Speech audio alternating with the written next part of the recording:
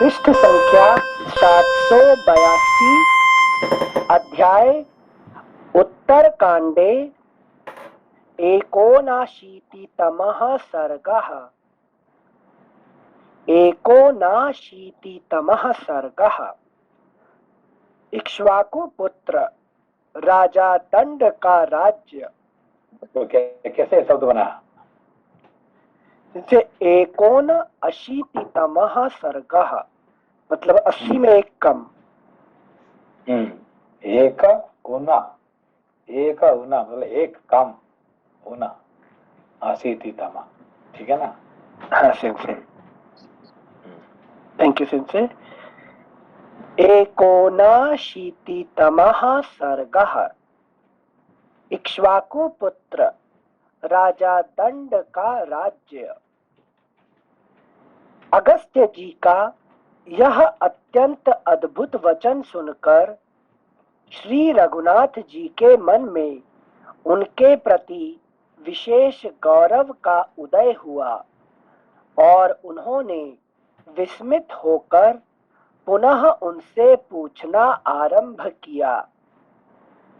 भगवन, वह भयंकर वन जिसमें विदर्भ देश के राजा श्वेत घोर तपस्या करते थे, पशु पक्षियों से रहित क्यों हो गया था?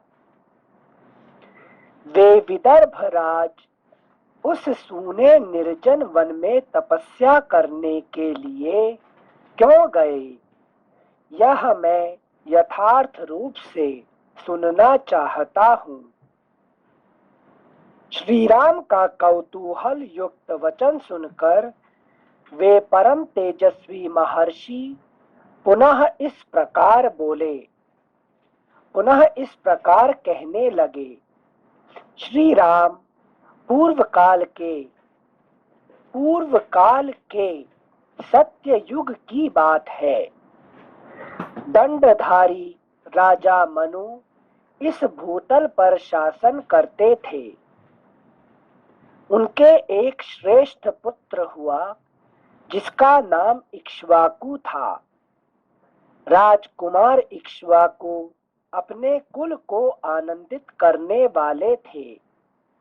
अपने उन ज्येष्ठ एवं दुर्जय पुत्र को भूमंडल के राज्य पर स्थापित करके मनु ने उनसे कहा, बेटा, तुम भूतल पर राजवंशों की सृष्टि करो। रघुनंदन, पुत्र इक्ष्वाकु ने पिता के सामने वैसा ही। अभी देखिए, अभी कब से शुरू हुआ राजवंश? मनु जी के पुत्र इक्ष्वाकु से। हाँ, इक्ष्वाकु से, इसीलिए मनु इक्ष्वाकवे प्रभृति है ना। यहाँ से कृष्ण कहते हैं ना, यहाँ पे योगा गीता का चतुर्थ अध्याय में से। हाँ, ठीक है, इक्ष्वाकु से शुरू होता है, ठीक है ना, राजवंश का। हाँ, थैंक यू सिंसे। श्लोक संख्या 6 फिर से पढ़ रहे हैं। अपने उन ज्येष्ठ एवं दुर्जय पुत्र को भूमंडल के राज्य पर स्थापित करके मनु ने उनसे कहा, बेटा, तुम भूतल पर राजवंशों की सृष्टि करो। रघुनंदन, पुत्र इक्ष्वाकु ने पिता के सामने वैसा ही करने की प्रतिज्ञा की। इससे मनु बहुत संतुष्ट हुए और अपने पुत्र से बोले, परम उदार पुत्र, मैं तुम पर बहुत प्रसन्न हूँ। तुम राजवंश की सृष्टि करोगे, इसमें संशय नहीं है। तुम दंड के द्वारा दुष्टों का दमन करते हुए प्रजा की रक्षा करो, परंतु बिना अपराध के ही किसी को दंड न देना। अपराधी मनुष्यों पर जो दंड का प्रयोग किया जाता है, वह विधि पूर्वक दिया हुआ दंड राजा को स्वर्ग लोक में पहुंचा देता है। इसलिए महाबाहु पुत्र, तुम दंड का समुचित प्रयोग करने के लिए प्रयत्नशील रहना। ऐसा करने से तुम्हें संसार में परम धर्म की प्राप्ति होगी। इस प्रकार पुत्र को बहुत सा संदेश दे मनु समाधि लगाकर बड़े हर्ष के साथ स्वर्ग को सनातन ब्रह्मलोक को चले गए। उनके ब्रह्मलोक निवासी हो जाने पर अमित तेजस्वी राजा इक्ष्वाकु इस चिंता में पड़े कि मैं किस प्रकार पुत्रों को उत्पन्न करूं। तब यज्ञ, दान और तपस्या रूप विविध कर्मों द्वारा धर्मात्मा मनुपुत्र ने 100 पुत्र उत्पन्न किए, जो देव कुमारों के समान तेजस्वी थे। तात रघुनंदन उनमें जो सबसे छोटा पुत्र था वह मूढ़ और विद्या विहीन था, इसलिए अपने बड़े भाइयों की सेवा नहीं करता था। इसके दो पुत्र का वादा है। एक तो सबसे जो ज्येष्ठ था इक्ष्वाकु, ठीक है ना, हाँ। और सबसे जो कनिष्ठ था, है कि नहीं, उसका नाम दंड, ठीक है ना। अच्छा, इक्ष्वाकु और दंड, मतलब सबसे महान बेटा जो बड़ा बेटा था और सबसे जो छोटा था वो बड़ा उद्दंड था। अच्छा अच्छा, ठीक, इसीलिए उसका नाम दंड हो गया, ठीक है ना, उद्दंड। हाँ सिंचे, थैंक यू सिंचे। श्लोक संख्या 14। तात रघुनंदन उनमें जो सबसे छोटा पुत्र था वह मूढ़ और विद्या विहीन था, इसलिए अपने बड़े भाइयों की सेवा नहीं करता था। इसके शरीर पर अवश्य दंडपात होगा, ऐसा सोचकर पिता ने उस मंद बुद्धि पुत्र का नाम दंड रख दिया।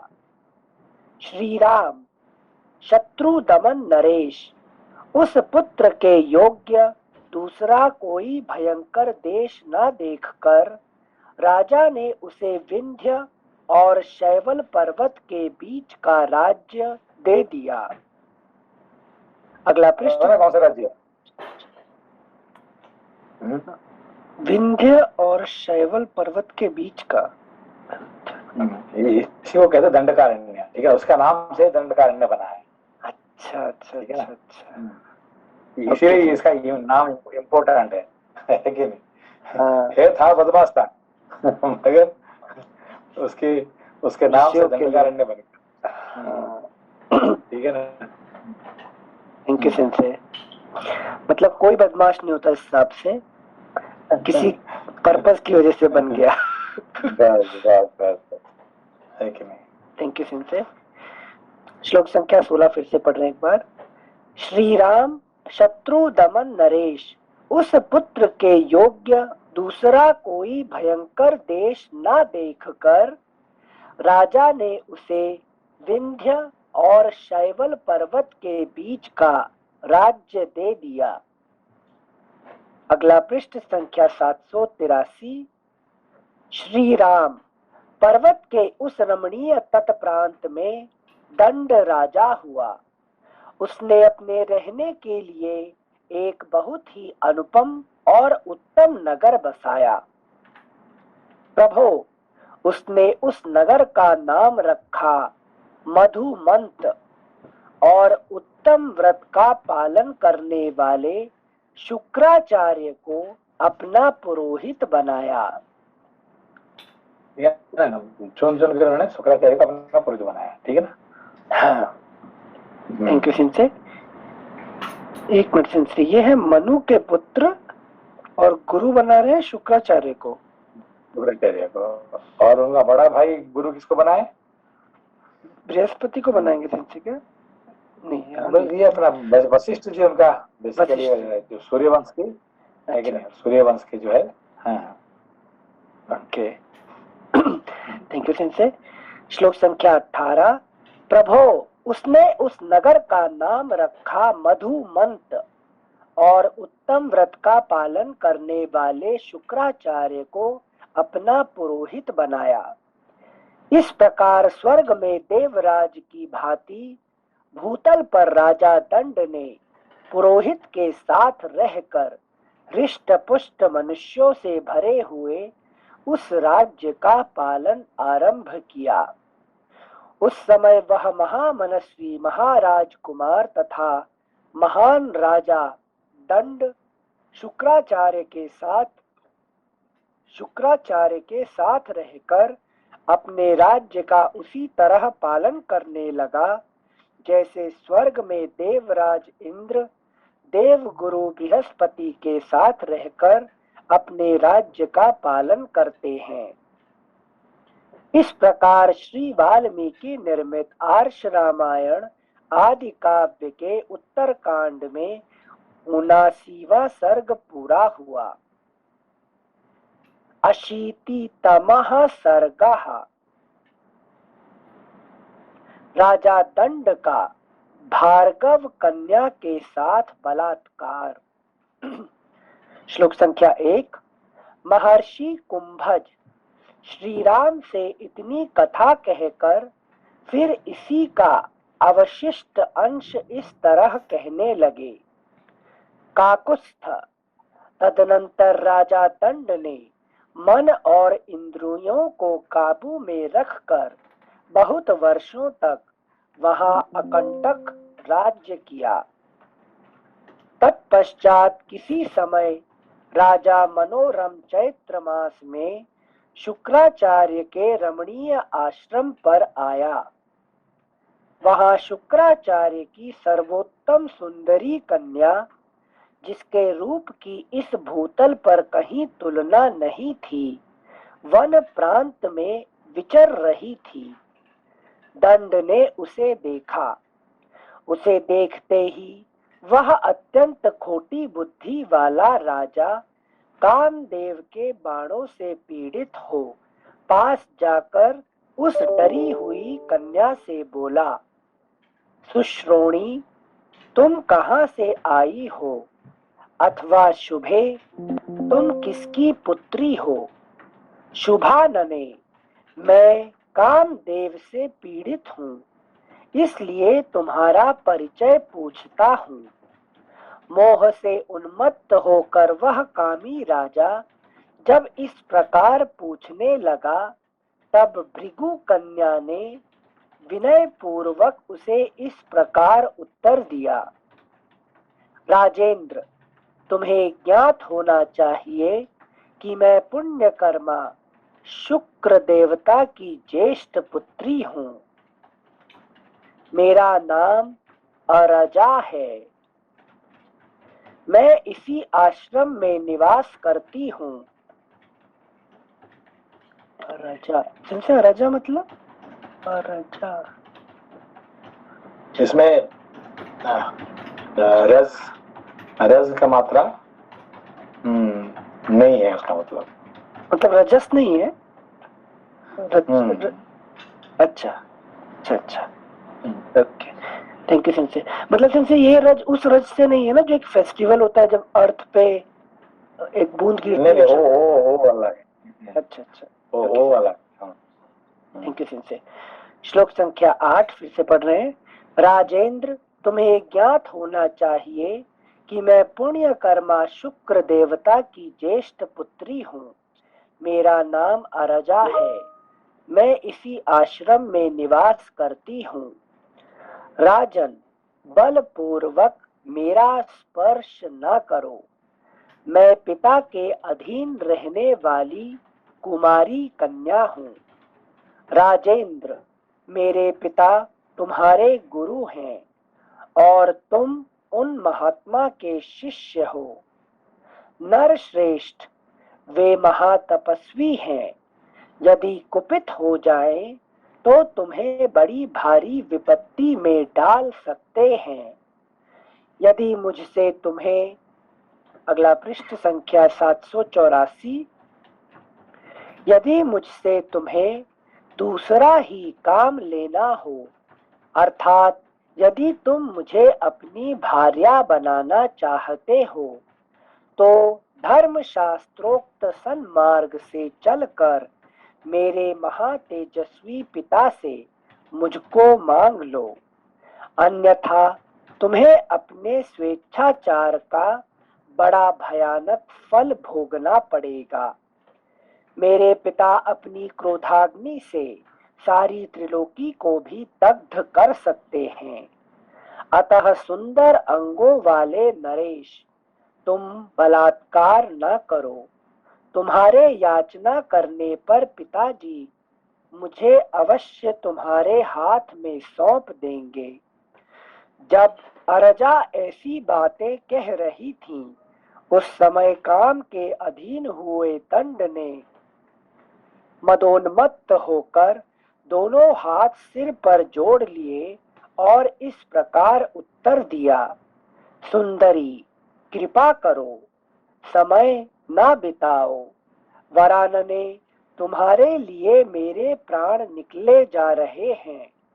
तुम्हें प्राप्त कर लेने पर मेरा वध हो जाए अथवा मुझे अत्यंत दारुण दुख प्राप्त हो तो भी कोई चिंता नहीं है। भीरु, मैं तुम्हारा भक्त हूँ।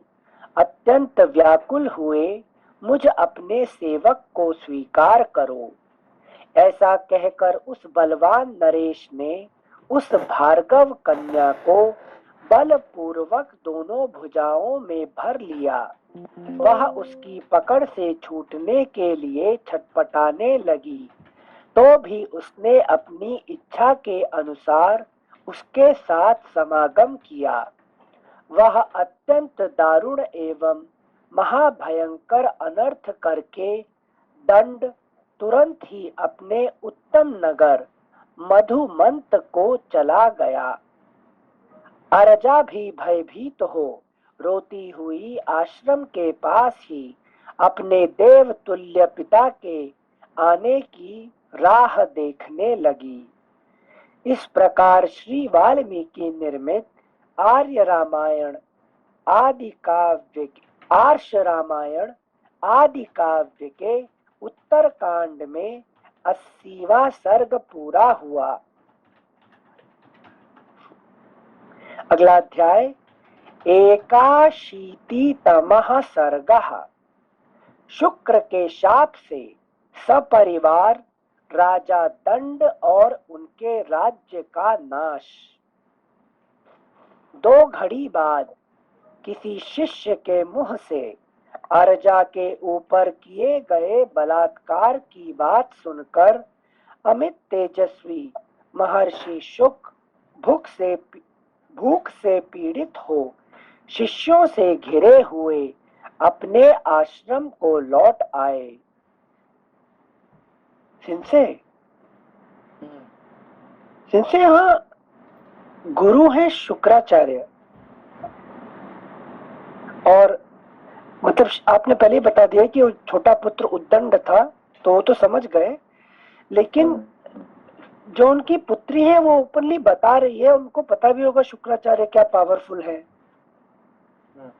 तो भी उद्दंडता इतनी सर पर रहेगी कि मृत्यु भी स्वीकार हो जाती है, मृत्यु की भी चिंता नहीं होती।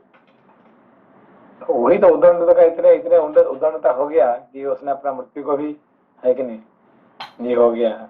वो तो कह ही ना, ये चाहते तो सारे विश्व को भी वो ध्वंस कर सकता है कि नहीं, तुम्हारा तो सर्वनाश हो जाएगा जानते हुए भी, है कि नहीं। बट वो तो बोल रही थी ना कि अगर आपको भार्या बनाना हो तो पिताजी से। हाँ हाँ, मगर उसे वो सुनने का तैयार नहीं था वो। अच्छा ओके सिंसे, थैंक यू सिंसे। शुक्र के शाप से सपरिवार राजा दंड और उनके राज्य का नाश।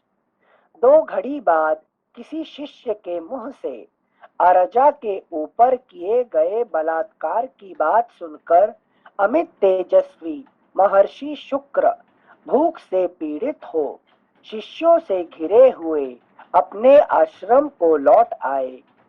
उन्होंने देखा अरजा दुखी होकर रो रही है उसके शरीर में धूल लिपटी हुई है तथा वह प्रातः काल राहुग्रस्त चंद्रमा की शोभाहीन चांदनी के समान सुशोभित नहीं हो रही है तथा वह प्रातः काल राहुग्रस्त चंद्रमा की शोभाहीन चांदनी के समान सुशोभित नहीं हो रही है।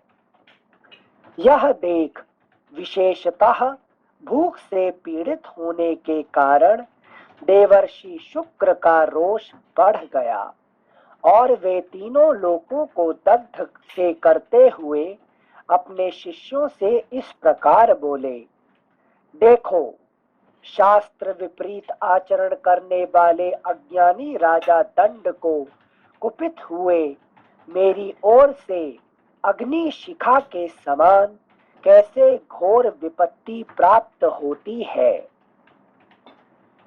सेवकों सहित इस दुर्बुद्धि एवं दुरात्मा राजा के विनाश का समय आ गया है, जो प्रज्वलित आग की दहकती हुई ज्वाला को गले लगाना चाहता है। उस दुर्बुद्धि ने जब ऐसा घोर पाप किया है तब इसे उस पाप कर्म का फल अवश्य प्राप्त होगा। अगला पृष्ठ संख्या 785, श्लोक संख्या 7। पाप कर्म का आचरण करने वाला वह दुर्बुद्धि नरेश 7 रात के भीतर ही पुत्र, सेना और सवारियों सहित नष्ट हो जाएगा। खोटे विचार वाले इस राजा के राज्य को, जो सब ओर से 100 योजन लंबा चौड़ा है, देवराज इंद्र भारी धूल की वर्षा करके नष्ट कर देंगे। यहाँ जो सब प्रकार के स्थावर जंगम जीव निवास करते हैं, इस धूल की भारी वर्षा से सब ओर विलीन हो जाएंगे। जहाँ तक दंड का राज्य है, वहां तक के समस्त चराचर प्राणी 7 रात तक केवल धूली की वर्षा पाकर अदृश्य हो जाएंगे। ऐसा कहकर क्रोध से लाल आंखें किए शुक्र ने उस आश्रम में निवास करने वाले लोगों से कहा, दंड के राज्य की सीमा के अंत में जो देश हैं, उनमें जाकर निवास करो। शुक्राचार्य की यह बात सुनकर आश्रमवासी मनुष्य उस राज्य से निकल गए और सीमा से बाहर जाकर निवास करने लगे।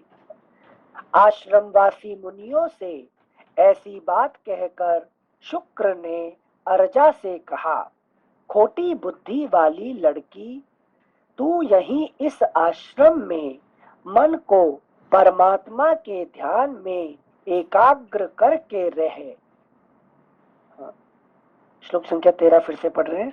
आश्रमवासी मुनियों से ऐसी बात कहकर शुक्र ने अर्जा से कहा, खोटी बुद्धि वाली लड़की, तू यहीं इस आश्रम में मन को परमात्मा के ध्यान में एकाग्र करके रहे।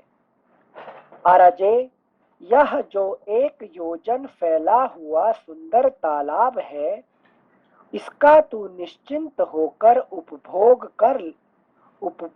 कर और अपने अपराध की निवृत्ति के लिए यहाँ समय की प्रतीक्षा करती रहे।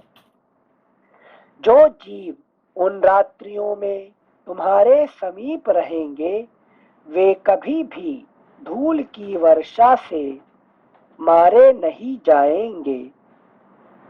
सर नमस्कार सर। नमस्ते नमस्ते। सर क्वेश्चन ये है कि जैसे अभी इन्होंने बोला कि क्या नाम कि अपने अपराध की निवृत्ति के लिए, लेकिन सर गलती तो उसकी नहीं थी, लड़की की, उनकी बेटी की, लड़की की गलती नहीं थी। तो अभी शुक्राचार्य जी ने जो बोला है कि अपने अपराध की निवृत्ति के लिए यहाँ समय की प्रतीक्षा करती रहे, तो उसको किस बात का है? ये गलती जो है ना, ये गलती क्या की थी ये इसके लिए थोड़ा ध्यान चाहिए, इसका भी गलती है, अच्छा। इसकी वजह से ऋषि ने उसको शाप दिए हैं, ठीक है ना। क्योंकि जैसे अहल्या का था, जी सर। है कि नहीं। तो ऐसा नहीं कि कभी गलती नहीं होता है कि नहीं। कभी कहते ना कि एक हाथ से कभी, है कि नहीं, ये नहीं होता है, क्या कहते हैं, आवाज नहीं होता है कि नहीं, ताली नहीं बजता है कि नहीं। तो कहाँ से गलती हुआ, क्या ये हुआ है कि नहीं, मनुष्य को समझना चाहिए, ठीक है ना। हाँ, अच्छा, तो यार ज्यादा डिटेल नहीं है सर अंदर, तो ऐसे लग रहा है जैसे इसकी इनकी बेटी की तो गलती है नहीं कुछ भी ना। नहीं नहीं नहीं, ऐसा नहीं है। आप उसको ध्यान से सुनेंगे तो इसमें भी उसकी उसकी भी गलती है कि नहीं। ठीक है, ठीक है sir, thank you sir, thank you. Thank you भैया, थैंक यू सेंसे। सेंसे, वहाँ जो उन्होंने सांकेतिक भाषा में ये कहा था कि तुम बलात्कार न करके मेरे पिता से हाथ मांगो, मतलब वो कहीं ना कहीं अपनी भी इच्छा जाहिर कर रही थी क्या? हाँ, मतलब ये सब भाषा को समझने के लिए, क्योंकि उन्होंने क्या गलती था उसका, शुक्राचार्य ने क्यों उसका शाप दिए, किसके लिए ये घटना घटी, ये सब का, है कि नहीं। क्योंकि ये तो एक छोटा सी कहानी से बता रहे हैं ना शुक्र, ये अगस्त्य जी। इसका डिटेल कहानी फिर दूसरे पुराण में उसका आता है, उसका उसका डिटेल, ठीक है ना। कौन है क्या, अरजा मतलब क्या होता है, रज मतलब क्या है कि धूलि को रज कहते हैं, ठीक है ना। अरजा मतलब जिसका धूल जो जिसको धूल नहीं लगता उसका अंदर में, है कि रज मतलब धूल, ठीक है ना। अच्छा, तो हाँ, इस तरह से मतलब उसका सबका अलग अलग अर्थ रहता है। तो शास्त्र एक बार, क्योंकि ये संक्षिप्त है ये कहानी, अच्छा, ठीक है ना, इसका ज्यादा लंबा कहानी फिर दूसरे पुराण में आता है उसमें से, ओके, ठीक है ना। ठीक है, थैंक यू सेंसे। यहाँ श्लोक 13 में वो स्ट्रेट वे डांट रहे, मतलब उनको कुछ ना कुछ लग गया था शुक्राचार्य को। अब एक बार पढ़ते हैं इसे। वो कहते हैं, आश्रमवासी मुनियों से ऐसी बात कहकर शुक्र ने अरजा से कहा। सभी सभी सभी आश्रम वासी को कहे कि तुम लोग निकल जाओ, और अपना बेटी को कहे कि तुम यहीं रुको और यहीं तपस्या करो, है कि नहीं। जैसे कि अपना गौतम ऋषि सबको ये करके उनको अकेले उनका पत्नी को वहीं पे नहीं कर रहे रोके थे घर पे। हाँ, रोके थे। उससे फायदा भी है, नुकसान भी है कि नहीं। फायदा भी है, क्योंकि किसी ऋषि मुनि का शाप मिलना, ये भी एक फायदा वाली बात होता है। नुकसान तो कम होता है, ज्यादा फायदा होता है, हाँ, ठीक है ना। हाँ। Thank you sensei. श्लोक संख्या 13। आश्रमवासी मुनियों से ऐसी बात कहकर शुक्र ने अरजा से कहा, खोटी बुद्धि वाली लड़की, तू यहीं इस आश्रम में मन को परमात्मा के ध्यान में एकाग्र करके रहे।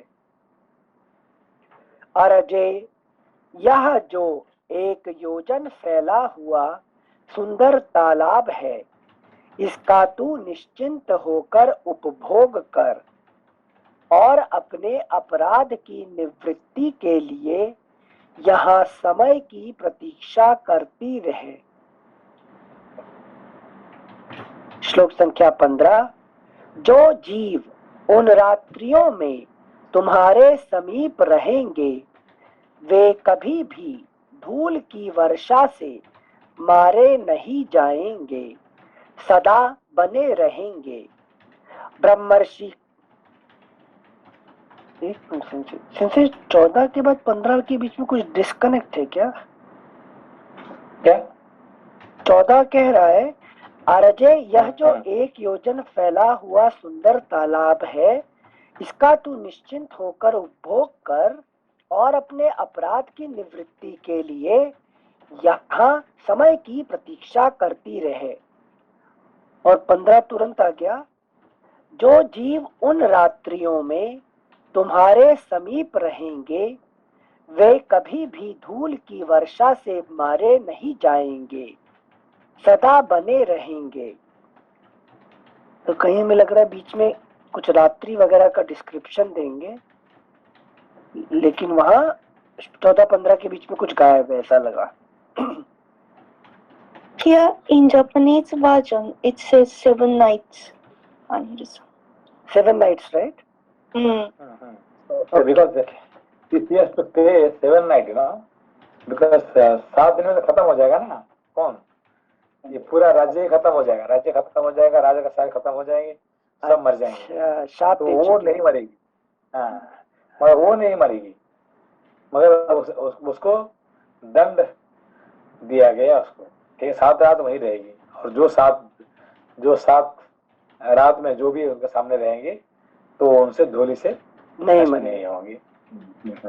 Thank you thank you sensei. श्लोक संख्या 15। जो जीव उन रात्रियों में तुम्हारे समीप रहेंगे वे कभी भी धूल की वर्षा से मारे नहीं जाएंगे, सदा बने रहेंगे। ब्रह्मर्षि का यह आदेश सुनकर वह भृगु कन्या अरजा अत्यंत दुखित होने पर भी अपने पिता भार्गव से बोली, बहुत अच्छा। ऐसा कहकर शुक्र ने दूसरे राज्य में जाकर निवास किया तथा उन ब्रह्मवादी के कथनानुसार राजा दंड का वह राज्य सेवक, सेना और सवारियों सहित 7 दिन में भस्म हो गया। नरेश्वर, विंध्य और शैवल गिरी के मध्य भाग में दंड का राज्य था। काकुत्स्थ, धर्म युग कृत युग में धर्म विरुद्ध आचरण करने पर उन ब्रह्मर्षि ने राजा और उनके देश को शाप दे दिया। तभी से वह भूभाग दंडकारण्य कहलाता है। धर्म युग कृत युग में धर्म विरुद्ध आचरण करने पर उन ब्रह्मर्षि ने राजा और उनके देश को शाप दे दिया। तभी से वह भूभाग दंडकारण्य कहलाता है।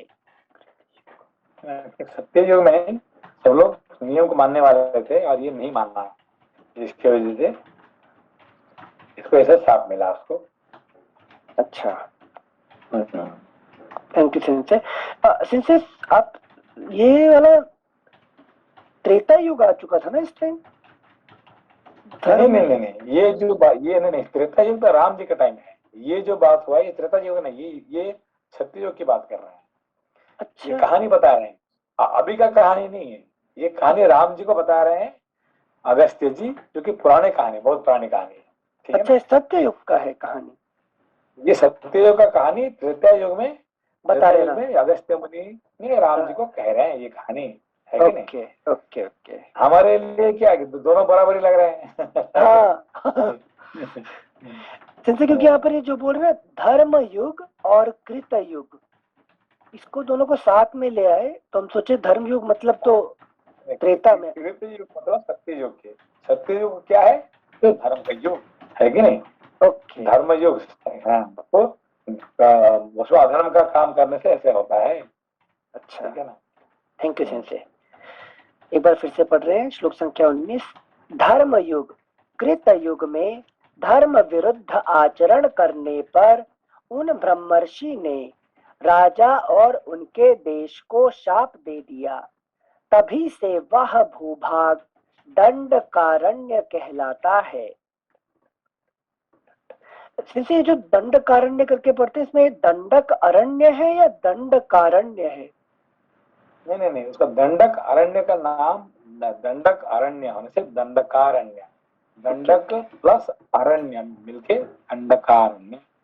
Okay, thank you sensei. मतलब दंड के द्वारा कृत, दंडक बोल रहे हैं जो दंड की वजह से, और अरण्य। Okay, thank you sensei. Dandakaranya. इस स्थान पर तपस्वी लोग आकर बस गए, इसलिए इसका नाम जन स्थान हो गया। दो नाम है कि एक दंडकारण्य है, जनस्थान। ठीक है ना? तो जन दंड का जहाँ पे जन फिर दोबारा, क्योंकि वो एक बार तो खत्म कर दिए थे कौन? शुक्राचार्य जी ने शुक्राचार्य, हाँ फिर दोबारा आके बैठे हुए हैं, तो इसीलिए उसको जनस्थान कहा गया। ठीक है ना। हाँ हाँ और बार बार आ रहा था ना कि जनस्थान का कौन कर देख रहा था, खर दूषण, खरदूषण, ठीक है नहीं? हाँ हाँ हाँ सेंसे, वहाँ सुरपूर्णखा कहानी आई थी, है कि नहीं? सुपर्णखा खरदूषण मारी, तो उनके टाइम पे वो जनस्थान यूज हो रहा था। Thank you sense. सेंसे एक ही जगह का नाम है ना? ये सब जगह एक ही है, उसका नाम दो है, दंडकारण्य और जनस्थान। ठीक है ना। तो सेंसे यहाँ पे क्यों पसंद करते हैं तपस्वी रहना? क्योंकि वहाँ पे मतलब दे कैन गिव दंड टू देयर सेल्फ, ऐसा है? हाँ, क्योंकि वो भी एक अर्थ है। मतलब तपस्या के लिए अच्छी जगह है, मतलब इट इज गुड फॉर। हाँ हाँ। Thank you sir. Thank you sensei. श्लोक संख्या 20। इस स्थान पर तपस्वी लोग आकर बस गए, इसलिए इसका नाम जनस्थान हो गया। रघुनंदन, आपने जिसके विषय में मुझसे पूछा था वह यह सब मैंने कह सुनाया। वीर, अब संध्योपासना का समय बीता जा रहा है। पुरुष सिंह, सब ओर से ये सब महर्षि स्नान कर चुकने के बाद भरे हुए घड़े लेकर सूर्य देव की उपासना कर रहे हैं। श्री राम, वे सूर्य वहां एकत्र हुए उन उत्तम ब्रह्मवेत्ताओं द्वारा पढ़े गए ब्राह्मण मंत्रों को सुनकर और उसी रूप में पूजा पाकर अस्ताचल को चले गए। अब आप भी जाएं और आचमन एवं स्नान आदि करें। इस प्रकार श्री वाल्मीकि निर्मित आर्ष रामायण आदि काव्य के उत्तर कांड में 81वां सर्ग पूरा हुआ। अगला पृष्ठ। सेंसी, ये जो लास्ट के 2 श्लोक हैं, इसमें अगस्त्य जी को संध्योपासना का समय पता चल जाता है। ऐसे कहते हैं वो कि संध्योपासना का समय बीता जा रहा है। पुरुष सिंह, अब सब ओर से ये सब महर्षि स्नान कर चुकने के बाद भरे हुए घड़े लेकर सूर्यदेव की उपासना कर रहे हैं। तो ये ऋषियों को सेंसे इनका बायोलॉजिकल क्लॉक रहता है जो इनको बता देता है। देखिए, ये इनका नाम क्या है? अगस्त्य। अगस्त्य। अगस्त्य का अर्थ क्या होता है? अगस्त्य सेंसे शाब्दिक अर्थ कुंभज ऋषि है, जैसे वो कुंभ से उत्पन्न हुए इसलिए। लता जी, क्या है उसका क्या अर्थ हुआ? सेंसे आपने एक बार समझाए थे, अगम स्तंभयति इति अगस्त्य, तो यार अग मीन्स न गच्छति इति अग, तो यहाँ अग बोलते हैं पर्वत को, तो पर्वत मूव नहीं करता है, मतलब कि वो गमन नहीं करते। तो अगस्त्य मुनि विंध्य पर्वत को वहाँ स्तंभित कर दिए, स्तंभित कर दिया मीन्स वही रुका दिए थे, तो इसलिए उनका नाम हुआ अगस्त्य। ये तो उनका एक अर्थ हो गया है। बेसिकली देखिए, गा मतलब क्या है? गमन करने का गा बोलते हैं, जो जाता है कि नहीं? तो सूर्य का नाम क्या है? खगा। खगा। खगा मतलब खे गच्छन्ति। खे मतलब आकाश। खा मतलब आकाश। तो खगा मतलब सूर्य का नाम खगा होता है, और पक्षी का नाम भी खगा होता है। पक्षी को क्या बोलते हैं? खगा कहते हैं, है कि नहीं? सूर्य को भी खगा कहते हैं, कि जो आकाश में गमन करते हैं। ठीक है ना। तो ये खगा। तो नगा मतलब पहाड़ का, पहाड़ को कहते हैं नगा। ना गच्छन्ति, तो कभी जाते नहीं है कि नहीं? तो ये आगा है कि नहीं? यहाँ पे देखिए, यहाँ पे आगा और स्तंभित करना, और हमेशा, है कि नहीं, अपने आप को एस्टेब्लिश्ड इन दी ब्रह्म, है कि नहीं? ब्रह्म में जो पूरा, है कि नहीं, पूरा बस गए, इनको कहते हैं क्या है? अगस्त्य। ठीक है ना। तो इसीलिए इनको सारे कुछ पता हो जाता है। ठीक है ना। सिंस ग के पहले जो अ लगा है, इसका मतलब गमन को भी स्तंभित कर देते हैं। हाँ, सारे गमन को पूरा ये स्तंभित मतलब उनको उसको रुकवा देते हैं, क्योंकि वो जो आए पहले मालूम है ना, जब जब ये विंध्य पर्वत क्या कर रहा था। हाँ, ये विंध्य पर्वत जो बहुत ऊंचे हो गए थे। नहीं ऊंचे मतलब हिमालय से भी ऊंचे है कि वो पूरा आकाश से दिन दिन बढ़ते जा रहा था, ठीक है। उसको उन्होंने क्या कर दिया, उनको नीचा कर दिए, है कि नहीं। उसको स्तंभित करके उसको नीचा कर दिया, है कि नहीं। तो यही उनका कैपेसिटी है, ठीक है ना। तो यहाँ पे पहाड़ में एक्चुअली क्या है कि जो हमारे जो इसका बहुत बहुत अर्थ उसका होता है कि जो सूर्यास्त सूर्य उदय किसको किसको कंपेयर किया जाता है कि पहाड़ का। हमेशा देखिए कि कोई बच्चा जब सूर्य का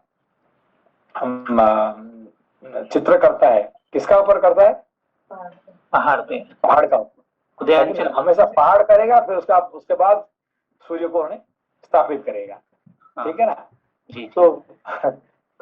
तो पहाड़ से संबंधित एक तरह से फिलोसॉफिकली रहता है, ठीक है ना। Thank you sir. प्रणाम सर। अबाउट द दंडकारण्य, अगर आप इंटरनेट में देखेंगे तो वो बोलते हैं कि छत्तीसगढ़ में है, उड़ीसा में है, आंध्र प्रदेश में है। पर मैं एक बार जब भद्राचलम गई थी तो हम लोग दंडकारण्य से गए थे, वहां जाने का वही रास्ता है हमारे घर से उधर भद्राचलम तक। तो वो काफी घना जंगल, बड़ा जगह जी जी, बहुत ही डेंस। कुछ पार्ट ऑफ आंध्र प्रदेश आता है, कुछ सब पार्ट ऑफ आंध्र प्रदेश आता है। जी सर, जी sir. Yes, thank you sensei. पृष्ठ संख्या 786, अगला अध्याय। द्वयाशीतितमः सर्गः। श्री राम का अगस्त्य आश्रम से अयोध्यापुरी को लौटना। ऋषि का यह आदेश पाकर श्री रामचंद्र जी संध्योपासना करने के लिए अप्सराओं से सेवित उस पवित्र सरोवर के तट पर गए। वहां आचमन और सायंकाल की संध्योपासना करके श्री राम ने पुनः महात्मा कुंभज के आश्रम में प्रवेश किया। अगस्त्य जी ने उनके भोजन के लिए अनेक गुणों से युक्त कंदमूल, जरावस्था को निवारण करने वाली दिव्य औषधि, पवित्र भात आदि वस्तुएं अर्पित की।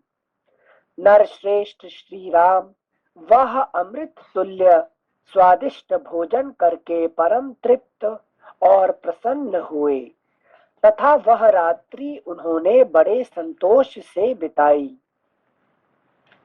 सवेरे उठकर शत्रुओं का दमन करने वाले रघुकुल भूषण श्री राम नित्य कर्म करके वहां से जाने की इच्छा से महर्षि के पास गए।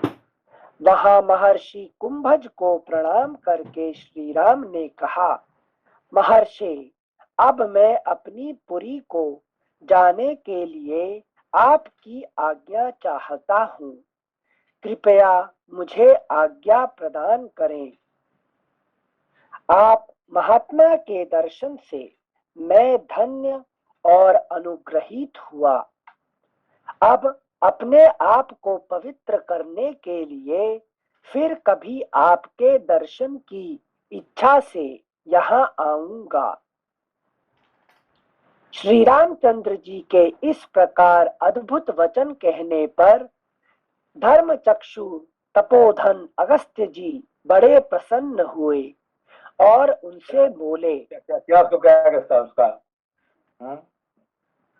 थोड़ी सी धर्मचक्षु, धर्मचक्षु तपोधन है कि नहीं। तपोधन मतलब तप ही जिनका धन है तुमसे, तो हमारा धन रुपया। धर्मचक्षु मतलब आंखें उनके नेत्र हैं, हमेशा हमेशा धर्म का परि रहता है। धर्म सिवा दूसरे कुछ देखते नहीं है। ये उपमा है अगस्त्य जी की जिन से, किचन से। श्लोक संख्या 8 फिर से पढ़ते हैं। श्री रामचंद्र जी के, हाँ मनीला जी। सालिनी जी नमस्ते सेंसे। नमस्ते नमस्ते। सेंसे धर्म ही जिसका मतलब वो अल्टीमेट ऑब्जेक्टिव होता है, हम लोग जैसे सेंसे साधारण इंसान है तो हमें कैसे मतलब थोड़ा पता चलेगा कि हमारे लिए क्या धर्म है क्या अधर्म है। मतलब कुछ चीजों के लिए जैसे मतलब हाँ सवेरे उठ के मतलब वो उपासना करना वो स्क्रिप्चर्स में लिखा है तो वो हम लोग करते हैं, लेकिन कभी किसी को डांटते हैं तो वो पता नहीं चलता है कि हम लोग सही कर रहे हैं कि गलत कर रहे हैं। हाँ देखिए, एक्चुअली चक्षु मतलब क्या है? आंख, ठीक है ना? हाँ। तो हाँ, तो हमारे कितने आंख है अभी? 2 सेंस। 2 है। और शिव जी का कितना आंख है? 3। तो तीसरा आंख क्या है? धर्म, मतलब धर्म और तीसरा आंख है तो ज्ञान ज्ञान चक्षु, ठीक है ना? हाँ। हमारे दो चक्षु है और शिव जी का तीसरा चक्षु क्या है? ज्ञान चक्षु, ठीक है ना? तो हाँ, ज्ञान चक्षु कहते हैं, है कि नहीं? तो ज्ञान चक्षु को कहाँ से निकलता है ज्ञान चक्षु? इस शास्त्र से, ठीक है ना? आप शास्त्र पढ़ते जाएं तो धीरे धीरे धीरे आपका आंख खोलते जाएगा, तीसरा आंख, ठीक है ना?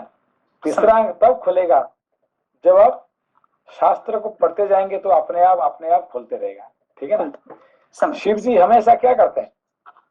शिव जी का देखिए, शिव पार्वती हमेशा एक साथ रहते हैं। एक साथ करते क्या? ज्ञान की बातें। जितने हमारे हिंदुस्तान का जितने शास्त्र है, ये सब शास्त्र कहाँ से निकला है? ये शिव जी का मुख से निकला और पार्वती इसको सुनते हैं, है कि नहीं?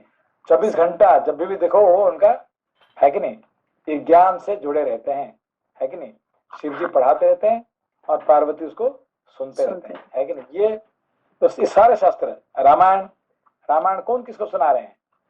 शिव जी पार्वती को सुना रहे हैं। भागवत भी, तो सारे शास्त्र जो है शिव पार्वती संवाद कहते हैं, है कि शिव पार्वती संवाद, जितने सारे शास्त्र, ठीक है ना? कोई शास्त्र नहीं है जो कि शिव जी का मुख से नहीं आया, इसलिए उसको कहते हैं ज्ञान चक्षु, तीसरा आंख इसके लिए। तो हम जो हम उसको पढ़ते जाएंगे, शास्त्र से पढ़ते जाएंगे तो अपने आप आंख जो है खुलते जाएगा, खुलता है, ठीक है ना? समझ। Thank you sensei, thanks a lot. Thank you sensei. श्लोक संख्या 8। श्री रामचंद्र जी के इस प्रकार अद्भुत वचन कहने पर धर्म चक्षु तपोधन अगस्त्य जी बड़े प्रसन्न हुए और उनसे बोले, श्री राम, आपके ये सुंदर वचन बड़े अद्भुत हैं। रघुनंदन, समस्त प्राणियों को पवित्र करने वाले तो आप ही हैं।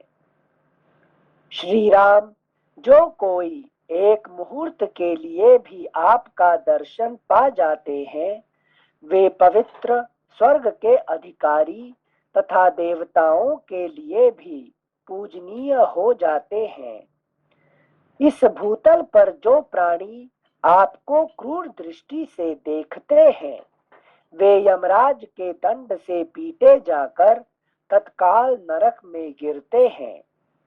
रघुश्रेष्ठ, ऐसे महात्म्यशाली आप समस्त देहधारियों को पवित्र करने वाले हैं। रघुनंदन, पृथ्वी पर जो लोग आपकी कथाएं कहते हैं वे सिद्धि प्राप्त कर लेते हैं। आप निश्चिंत होकर कुशल पूर्वक पधारिए। आपके मार्ग में कहीं से कोई भय न रहे। आप धर्म पूर्वक राज्य का शासन करें, क्योंकि आप ही संसार के परम आश्रय हैं।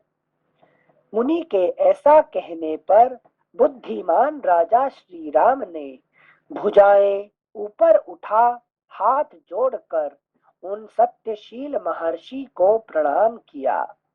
इस प्रकार मुनिवर अगस्त्य तथा अन्य सब तपोधन ऋषियों का भी यथोचित अभिवादन कर वे बिना किसी व्यग्रता के उस सुवर्ण भूषित पुष्पक विमान पर चढ़ गए।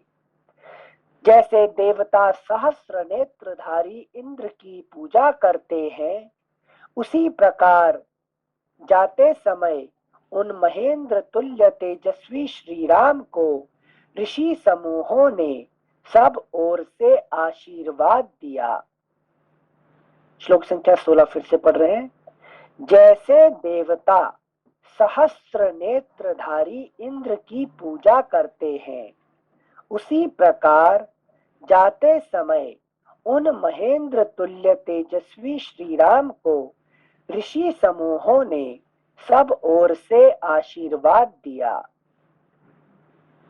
सिंसे भी आपने जब मनीला जी ने प्रश्न पूछा था तब भी एक एग्जाम्पल समझाए हैं। हमारे पास दो नेत्र हैं सूर्य और चंद्र के रूप में, शिव जी के पास ज्ञान चक्षु 3 नेत्र हैं। अब 3 नेत्र हैं तो इतना तो समझ में आया, 3 इंद्रदेव के पास सहस्राक्ष नेत्र हैं। तो किस शक्ति का आश्रय लेकर इतना कुछ देखते हुए भी उसमें इन्वॉल्व नहीं होते हैं और धर्म करते रहते हैं?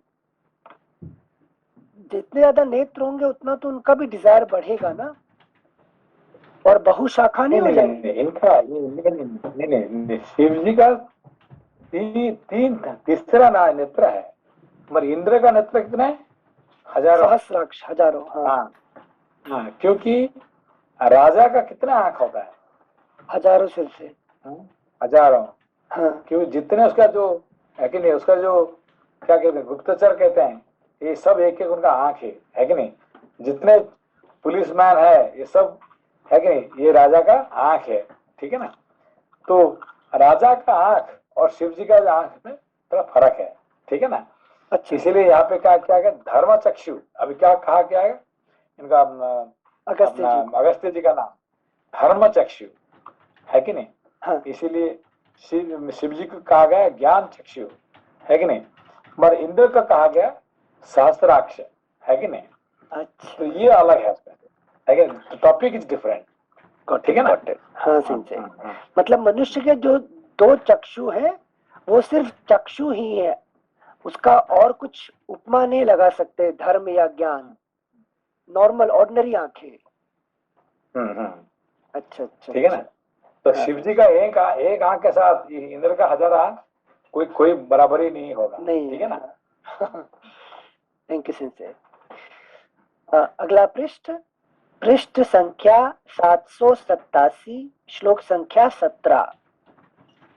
उस सुवर्ण भूषित पुष्पक विमान पर आकाश में स्थित हुए श्री राम वर्षा काल में मेघों के समीपवर्ती चंद्रमा के समान दिखाई देते थे। तदनंतर जगह जगह सम्मान पाते हुए वे श्री रघुनाथ जी मध्याह्न के समय अयोध्या में पहुंचकर मध्यम कक्षा बीच की ड्योढ़ी में उतरे।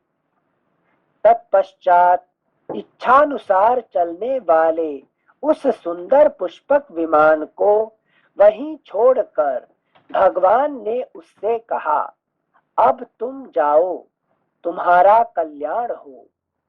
फिर श्री राम ने ड्योढ़ी के भीतर खड़े हुए द्वारपाल से शीघ्रता पूर्वक कहा, तुम अभी जाकर शीघ्र पराक्रमी भरत और लक्ष्मण को मेरे आने की सूचना दो और उन्हें जल्दी बुला लाओ। इस प्रकार श्री वाल्मीकि निर्मित आर्ष रामायण आदि काव्य के उत्तर कांड में 82वां सर्ग पूरा हुआ। 83तमः। यहाँ पे लक्ष्मण जी करके लिखा है, भरत और लक्ष्मण जी को शीघ्र बुलाओ। हाँ। लक्ष्मण जी तो राम जी के साथ थे ना? से नहीं, यहाँ पे अच्छा, यहाँ पे मेरे ख्याल से वो बोलते हैं ना, लक्ष्मण जी को जाके देख के आओ, भरत अगर सही में अगर राजा पद पर हुए है तो फिर हम वापस चले जाएंगे, समथिंग लाइक दैट। नहीं, वो अलग है, वो ये अलग है। यहाँ पे ये तो राजा होने के बाद, ये जो टॉपिक है राम जी राजा होने के बाद, वो जो आप कह रहे हैं ये जो है जब उन्होंने जंगल में थे, जी हाँ, तो उसके बारे में थोड़ा कॉन्टेक्स्ट अलग है। हाँ, अच्छा, थैंक यू सर। जैसे तो राम जी जो ब्राह्मण के पुत्र को जिंदा करने के लिए अकेले जाते हैं ना, हाँ, ये वहां से है। हाँ, अच्छा, thank you, yes, got it. Thank you. अगला अध्याय त्रयाशीतितमः सर्गः। भरत के कहने से श्री राम का राजसूय यज्ञ करने के विचार से। सेंसी जो अभी अगस्त्य जी के बारे में आपने बताया, तो दक्षिण दिशा की सेवा करते हैं अगस्त्य जी, ऐसा कहा जाता है। और उन्होंने विंध्य पर्वत को भी इसीलिए बढ़ने से रोका था क्योंकि दक्षिण दिशा में नॉलेज नहीं जा पा रहा था, ऐसा कुछ था क्या सेंसी? ये देखिए, दक्षिण दिशा को क्या किस दिशा कहते हैं, क्या कहते हैं? सेंसी दक्षिण दिशा जो है वो यम की दिशा है। क्या कहते हैं? धर्म। तो धर्म की दिशा मतलब क्या होता है? हाँ, धर्म की दिशा है। उत्तर दिशा क्या है? वो कुबेर की दिशा है सेंसी। ये हमारे जो होता है ना, धर्म अर्थ काम मोक्ष, ठीक है ना जी। तो उत्तर दिशा है मोक्ष दिशा, ठीक है ना जी, समझा के? जी जी। और धर्म दिशा कौन सा है? दक्षिण दिशा। जी जी, ठीक है ना? ठीक है जी। तो सेंसी दक्षिण दिशा को वास्तव में जो है, क्योंकि नॉलेज वहां पे नहीं जब पहुंच पाता है, इसके लिए वहां पे अगस्त्य जी का रहना है क्या, यही कारण है? नहीं, अभी देखिए इनको क्या कहा गया? धर्म चक्षु, है कि नहीं? धर्म का रास्ता कौन बताते हैं? ये अगस्त्य मुनि का काम है, धर्म का रास्ता बताने का, ठीक है ना? इसीलिए धर्म चक्षु कहा गया है, ठीक है ना? वो दक्षिण दिशा में रहते हैं। दक्षिण दिशा। देखिए, लोग अभी हमारे हिंदुस्तान में सबसे ज्यादा धर्म कहाँ करते हैं? सेंसी दक्षिण में, दक्षिण दिशा के लोग ज्यादा करते हैं, ठीक है ना? दक्षिण दिशा में, है कि नहीं? Thank you. ऑफ टॉपिक, हमारा जो ऑफिस का कलीग है वो दक्षिण का ही था, वितंड बुद्धि वाला। ठीक है। अगला अध्याय त्रयाशीतितमः सर्गः। भरत के कहने से श्री राम का राजसूय यज्ञ करने के विचार से निवृत्त होना। क्लेश रहित कर्म करने वाले श्री राम का यह कथन सुनकर द्वारपाल ने कुमार भरत और लक्ष्मण को बुलाकर श्री रघुनाथ जी की सेवा में उपस्थित कर दिया। भरत और लक्ष्मण को आया देख रघुकुल तिलक श्री राम ने उन्हें हृदय से लगा लिया और यह बात कही, रघुवंशी राजकुमारों, मैंने ब्राह्मण का वह परम उत्तम कार्य यथावत रूप से सिद्ध कर दिया। अब मैं पुनः राजधर्म की चरम सीमा रूप राजसूय यज्ञ का अनुष्ठान करना चाहता हूँ। श्लोक संख्या 3 एक बार फिर से पढ़ रहे हैं। रघुवंशी राजकुमारों, मैंने ब्राह्मण का वह परम उत्तम कार्य यथावत रूप से सिद्ध कर दिया। अब मैं पुनः राजधर्म की चरम सीमा रूप राजसूय यज्ञ का अनुष्ठान करना चाहता हूँ। मेरी राय में धर्म सेतु राजसूय अक्षय एवं अविनाशी फल देने वाला है तथा वह धर्म का पोषक एवं समस्त पापों का नाश करने वाला है। श्लोक संख्या 4 फिर से पढ़ रहे हैं। मेरी राय में धर्म सेतु राजसूय अक्षय एवं अविनाशी फल देने वाला है तथा वह धर्म का पोषक एवं समस्त पापों का नाश करने वाला है।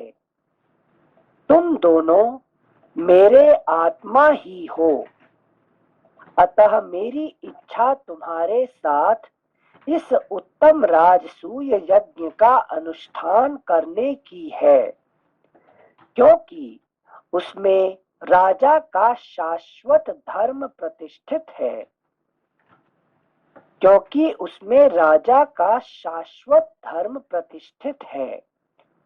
शत्रुओं का संहार करने वाले मित्र देवता ने उत्तम आहुति से युक्त राजसूय नामक श्रेष्ठ यज्ञ द्वारा परमात्मा का यजन करके वरुण का पद प्राप्त किया था। एक मिनट, श्लोक संख्या 6 फिर से पढ़ रहे हैं। शत्रुओं का संहार करने वाले मित्र देवता ने उत्तम आहुति से युक्त राजसूय नामक श्रेष्ठ यज्ञ द्वारा परमात्मा का यजन करके वरुण का पद प्राप्त किया था। धर्मज्ञ सोम देवता ने धर्म पूर्वक राजसूय यज्ञ का अनुष्ठान करके संपूर्ण लोकों में कीर्ति तथा शाश्वत स्थान को प्राप्त कर लिया। इसीलिए आज के दिन मेरे साथ बैठकर तुम लोग यह विचार करो कि हमारे लिए कौन सा कर्म लोक और परलोक में कल्याणकारी होगा, तथा संयत चित्त होकर तुम दोनों इस विषय में मुझे सलाह दो। श्री रघुनाथ जी के ये वचन सुनकर वाक्य विशारद भरत जी ने हाथ जोड़कर यह बात कही। साधो, अमित पराक्रमी महाबाहो, आप में उत्तम धर्म प्रतिष्ठित है। आप में उत्तम धर्म प्रतिष्ठित है।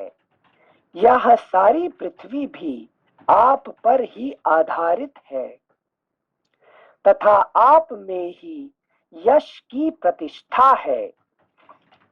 अगला पृष्ठ संख्या 788। एक मिनट। देवता लोग जैसे प्रजापति ब्रह्मा को ही महात्मा एवं लोकनाथ। यहाँ पे यह कहना चाहते हैं कि जो लोग राजसी यज्ञ करते हैं, क्यों करते हैं? कुछ पाने के लिए। और आपके पास सब कुछ तो है ही है, आपको क्या पाएंगे? आप क्या क्या क्या पाने के लिए राजसी यज्ञ करेंगे? समझ बात को?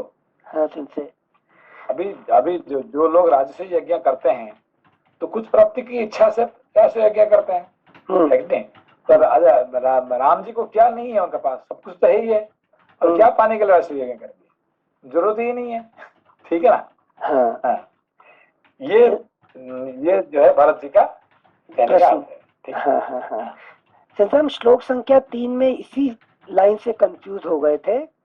हमें पहले लगा भरत जी का आग्रह है, लेकिन जब 3 पढ़े ना, रघुवंशी राजकुमारों, मैंने ब्राह्मण का वह परम उत्तम कार्य यथावत रूप से सिद्ध कर दिया।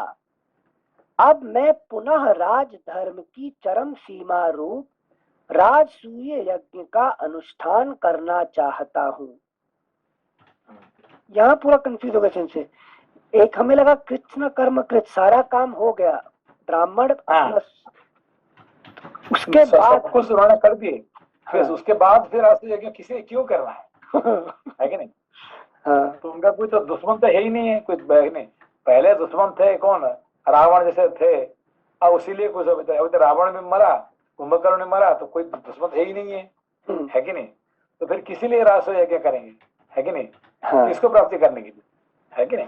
हाँ सिंसे, थैंक यू सिंसे। सिंसे एक और चीज बता दीजिए, श्लोक संख्या 6 में जो बता रहे थे, शत्रुओं का संहार करने वाले मित्र देवता ने उत्तम आहुति से युक्त राजसूय नामक श्रेष्ठ यज्ञ द्वारा परमात्मा का यजन करके वरुण का पद प्राप्त किया था। जो वरुण वरुण एक पोस्ट है, वरुण क्या है, नाम नहीं है कि नहीं? यम क्या है, यम पोस्ट क्या है, है, पोस्ट पोस्ट है। है। इंद्र क्या है, पोस्ट है। अच्छा ये सब पोस्ट है, ठीक है ना। हाँ तो इसको एक व्यक्ति, उसको जैसे प्रधानमंत्री, प्रधानमंत्री नाम नहीं है। पोस्ट है। आज ये बैठा हुआ, कल और दूसरा कोई बैठेगा, है कि नहीं, परसों और कोई बैठेगा, तो ये बदलता रहेगा, आदमी बदलता रहता है, पोस्ट रहेगा। तो ये मित्र देवता ने है कि नहीं, वो पोस्ट वरुण देवता का पोस्ट प्राप्ति की है, और क्या राजसूय करके, करके। राजसूय करके, ठीक है ना। अच्छा हाँ हाँ हाँ हाँ, थैंक यू सेंसे। अगला सेंसे राजसूय यज्ञ ओनली राजाओं के लिए है, right? Normal human beings can not do. No, मतलब जो आपको कुछ कुछ प्राप्ति करने के लिए, जैसे राजा जैसे कुछ पोस्ट प्राप्ति करने के लिए राजसूय यज्ञ करना पड़ता है। तो वो राजा, if you are a king then only you can do, right? Normal human beings can not do Rajasuya यज्ञ, आई थिंक। नॉर्मल नहीं, मतलब आपको मुझे प्राप्ति करने का है, जैसे जैसे है कि नहीं, तो फिर आप कर सकते हैं, if you want to achieve something, है कि नहीं। युधिष्ठिर भी करते हैं ना सेंसे? नहीं, यूजुअली ये जो राजसूय यज्ञ जो है ना, क्षत्रियों का काम होता है, जी, जी। ब्राह्मणों का नहीं होता, दैट्स राइट, है कि नहीं। हाँ, तो हम्म। क्षत्रिय ही राजसूय यज्ञ कर सकते हैं, राजा है इसका, इसलिए राजा कहा है, ठीक है ना। युधिष्ठिर भी किए थे ना? हाँ युधिष्ठिर भी किया। Thank you sensei. Thank you sensei. श्लोक संख्या 11, पृष्ठ संख्या 788। देवता लोग जैसे प्रजापति ब्रह्मा को ही महात्मा एवं लोकनाथ समझते हैं, उसी प्रकार हम लोग और सेंसी थोड़ा सा समय था, इसलिए इसी से रिलेटेड प्रश्न पूछ रहे हैं। ये राजसूय यज्ञ में जब युधिष्ठिर किए थे तो सब सारे राजाओं को जो है अपने राज्य के अधीन करने का काम उनका था, और फिर सभी से टैक्सेस ले रहे थे वो। नहीं, ऐसा है कि राजसूय यज्ञ करने से आपको किससे डर है कि नहीं, कोई आपका कोई प्रतिद्वंदी है तो उसको आप निपटाने के लिए राजसूय यज्ञ करेंगे, ठीक है ना। तो उस टाइम पे कौन, जब युधिष्ठिर किए थे, है कि, तो उनका प्रतिद्वंदी थे, तो प्रतिद्वंदी को खत्म करने के लिए उन्होंने राजसूय यज्ञ किए हैं। तो राम जी का तो प्रतिद्वंदी है ही नहीं है, राजसूय किसी लिए करेंगे, किसके लिए करेंगे, है कि नहीं। जी सेंसे।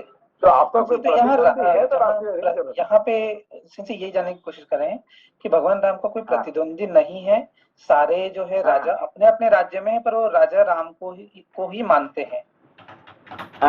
मतलब वो अपने राज्य में भी राज करते हैं और भगवान राम को ही अपना राजा भी मानते हैं, तो प्रतिद्वंदी नहीं है। उनका राजा मानते नहीं माने अलग बात है, उनको प्रतिद्वंदी कोई उनको राम जी का लड़ने के लिए कोई नहीं आ रहा है ना, है कि नहीं। दूसरा कोई राजा का नाम नहीं है जो कि वो राम जी का लड़ने के लिए आएगा, है कि नहीं। कोई शत्रु राजा नहीं है।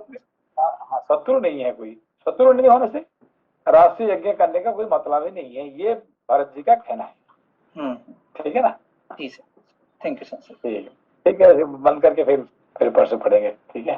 Thank you sir. प्रणाम सेंसे। नमस्ते सर। कल ट्यूसडे है सेंसे, फिर परसों पढ़ेंगे। थैंक यू लोपा। प्रणाम सेंसे। प्रणाम। 1 मिनट सर।